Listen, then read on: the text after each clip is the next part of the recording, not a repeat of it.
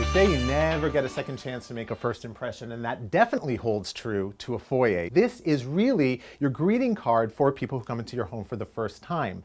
I'm going to give you some tips and rules on designing a small space foyer in a really well-designed fashion.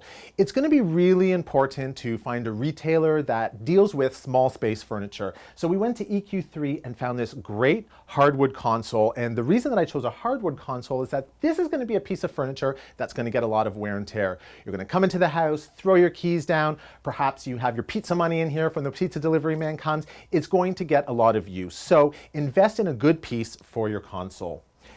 When you're dressing your console, there can be different ways to do it. There are some challenges with it. What you most likely would expect to see would be a mirror above it, but we have to be conscious of what a mirror is reflecting. And in smaller spaces, it's often reflecting a corner or a wall.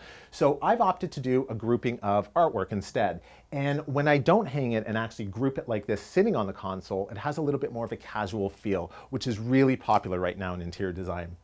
I've added also a small bowl for keys or change.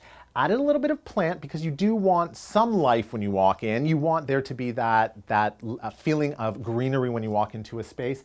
And also, really importantly, lighting. Now, this is a really cool piece. This is actually directional lighting and it is an LED, but for me, for example, when I walk into the house, the first thing I do is I need to plug in my phone.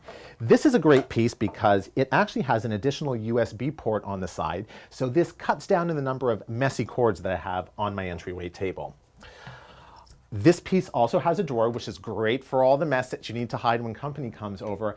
And if you notice here at the bottom, I've added a basket. What's interesting about this basket, and really important for Canadian decor, is this is waterproof. Great for mittens, scarves, whatever it is in the winter that you need to throw in and don't want to ruin the wood on the table. That brings me to the chair as well. So when choosing a chair for an entryway, keep in mind that you're going to be taking off wet shoes or boots. This is great. This is polyethylene. It won't ruin in the water. It's actually water resistant, waterproof. So great piece for an entryway. Now, if you don't have this much space in an entryway, and with, like I said, floor plans becoming that much smaller, sometimes your entryway is actually part of your living area. EQ3 also had this really cool piece here, which is a modular piece. This can lean up against any wall, and you can actually build it to your needs. So it has a mirror here with a little shelf that we can place things on. These are almost like baskets. You can add one, take them away, and add different pieces to it. But what I really like about this is the bottom. This piece here actually comes off, and this is great for shoes and boots in the winter to dry off your wet shoes and boots.